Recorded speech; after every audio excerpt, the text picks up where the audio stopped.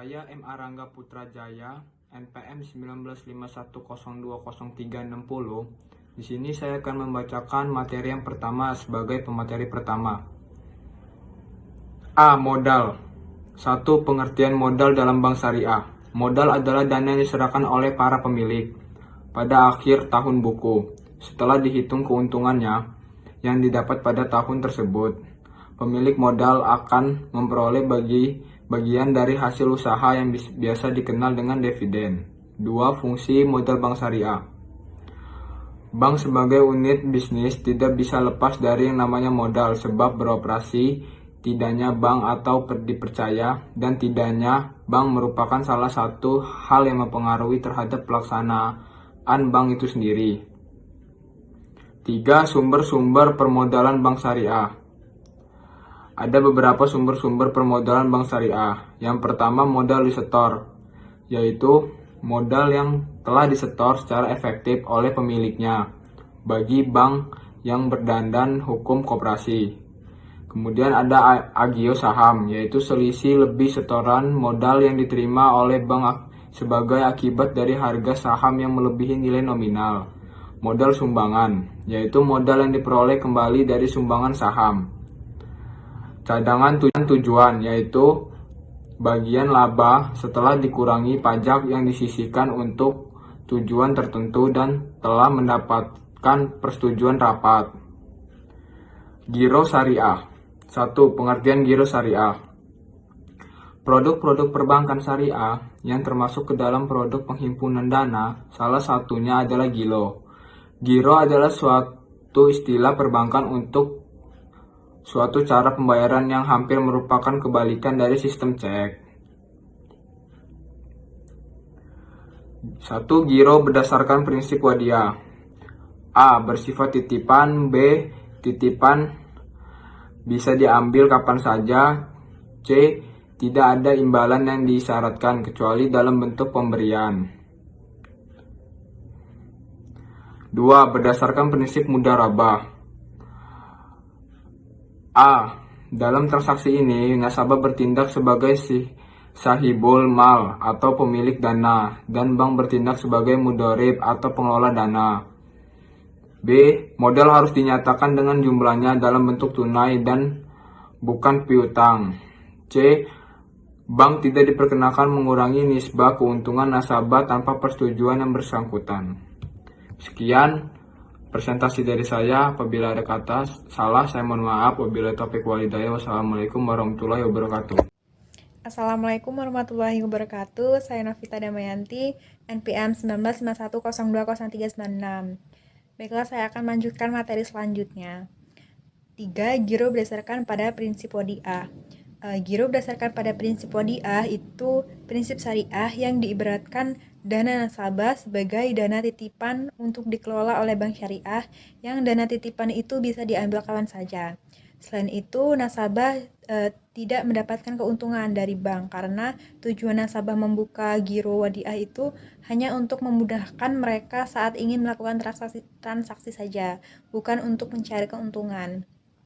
Kalau giro berdasarkan pada prinsip mudharabah itu jenis akad kerjasama antara nasabah sebagai sohibul mal dan bank syariah itu sebagai mudharib. Nah, kalau giro mudharabah ini yang digunakan nasabah untuk mencari keuntungan. Dari hasil pengelolaan dananya itu, bank syariah akan membagi hasil kepada pemilik dana sesuai dengan nisbah yang telah disepakati dan dituangkan ke dalam akad pembukaan rekening. Lalu bank syariah itu akan menutup biaya operasional giro itu dengan menggunakan nisbah keuntungan tersebut. Selanjutnya, tabungan syariah. Tabungan syariah itu jenis tabungan atau simpanan yang di dalamnya menerapkan prinsip syariah. Jenis tabungan pada perbankan syariah itu ada 3, yaitu tabungan bagi hasil atau mudharabah, tabungan titipan atau wadiah, dan tabungan haji. Tabungan bagi hasil atau mudharabah itu sistemnya bagi hasil dan menggunakan pola kerjasama. Kalau tabungan titipan atau wadiah itu nasabah nitipin dananya ke bank. Kalau tabungan haji itu produk tabungan yang bersifat khusus yang diselenggarakan oleh bank. Fungsinya itu selain menyimpan uang, produk ini juga membantu nasabah dalam hal administrasi pendaftaran haji. Sekian materi yang dapat saya sampaikan. Baiklah, di sini saya akan melanjutkan dari pemateri kedua, yaitu akad tabungan dalam perbankan. Akad tabungan dalam perbankan itu terbagi menjadi dua, yaitu akad wadiah dan akad mudharabah. Akad wadiah ialah memanfaatkan suatu tempat yang bukan pada pemiliknya atau untuk dipelihara. Sedangkan akad mudharabah adalah kerjasama antara dua pihak, satu sama pemilik modal dan mempercayakan seluruh modalnya untuk dikelola oleh pihak kedua, yang mana keuntungannya dibagi sesuai kesepakatan. Dan ada deposito syariah. Pengertian dari deposito syariah adalah investasi dana berdasarkan akad mudharabah atau akad lain yang tidak bertentangan dengan prinsip syariah. Yang menariknya, hanya dapat dilakukan pada waktu tertentu berdasarkan akad antar nasabah, penyimpan dan bank syariahnya. Dan terus ada dasar-dasar hukum deposito syariah.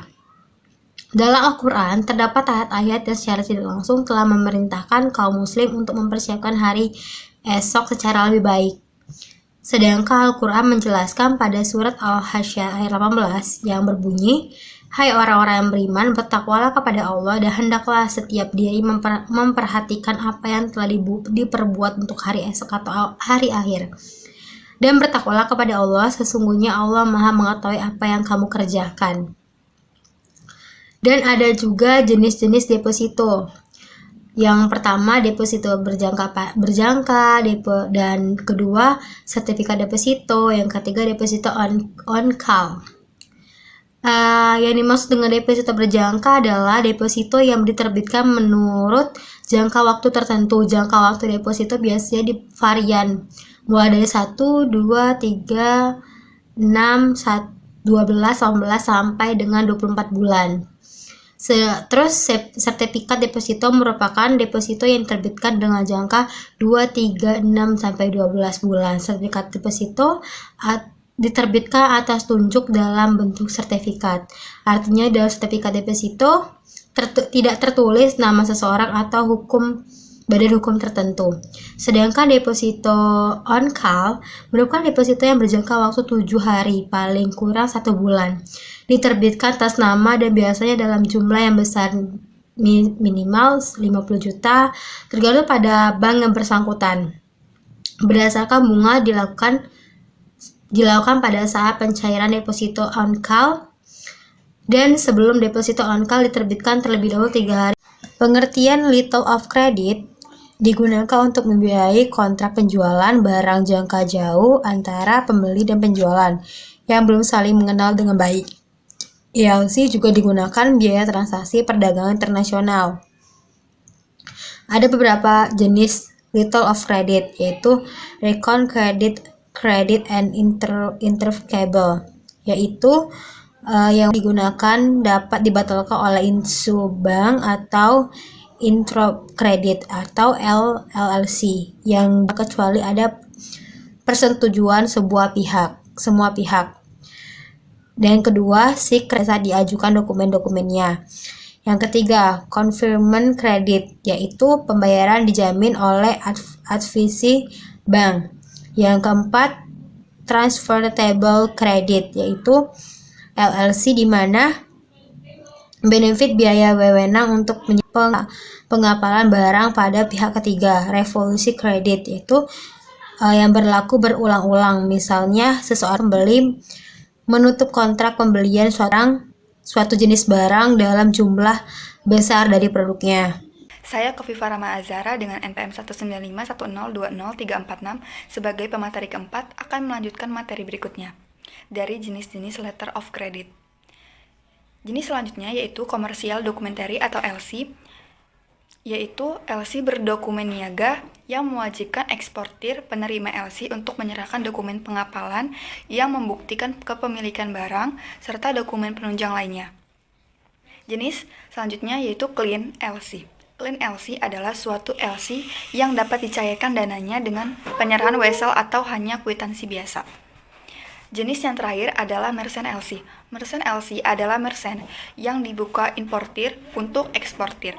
yang memberikan hak kepada eksportir penerima LC untuk menarik wesel terhadap importir. Dan importir pembuka LC itu menjamin untuk melunasi wesel-wesel tersebut pada saat jatuh temponya. Selanjutnya, akad-akad letter of credit LC. Yang pertama yaitu letter of credit import syariah. Akad untuk transaksi letter of credit import syariah ini menggunakan akad wakalah bil ujrah yang memiliki definisi di mana nasabah memberikan kuasa kepada bank dengan imbalan pemberi ujrah atau fee. Lalu selanjutnya yaitu yang kedua adalah letter of credit ekspor syariah. Akad untuk transaksi letter of credit ekspor syariah ini menggunakan akad wakalah yang memiliki definisi di mana bank menerbitkan surat pernyataan akan membayar kepada eksportir untuk memfasilitasi perdagangan ekspor. Selanjutnya, saya akan membahas tentang bank garansi syariah. Pengertian bank garansi adalah jaminan pembayaran yang diberikan oleh bank kepada satu pihak, baik perorangan, perusahaan, atau badan atau lembaga lainnya dalam bentuk surat jaminan. Jenis bank garansi pada dasarnya sesuai dengan tipe perjanjian dan fungsi perjaminan dalam perjanjian. Beberapa jenis bank garansi yang ada adalah yang pertama, bank garansi pembelian bank garansi yang diberikan kepada supplier atau pabrik sebagai jaminan pembayaran atas pembelian barang-barang oleh nasabah atau pihak yang dijamin oleh bank.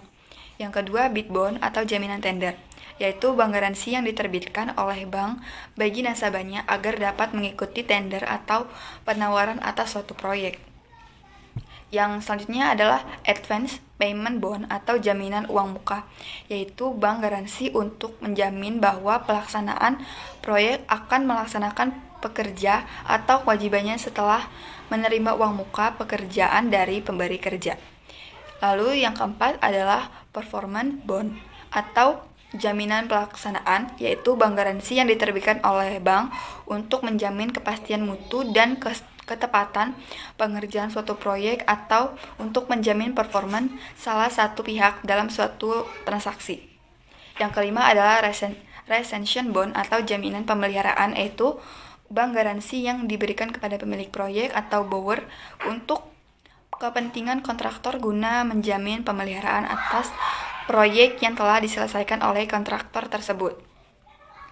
Bank garansi lainnya antara lain bank garansi sanggah banding, bank garansi bank untuk jaminan pembelian barang atau bahan baku, garansi bank untuk jaminan pengadaan barang, garansi bank untuk jaminan pembelian aktiva tetap, garansi bank untuk jaminan agen atau dealer, dan terakhir adalah bank garansi kepada maskapai pelayaran atau shipping guarantee. Demikian beberapa hal yang bisa kelompok 6 sampaikan pada kesempatan kali ini. Terima kasih. Wassalamualaikum warahmatullahi wabarakatuh.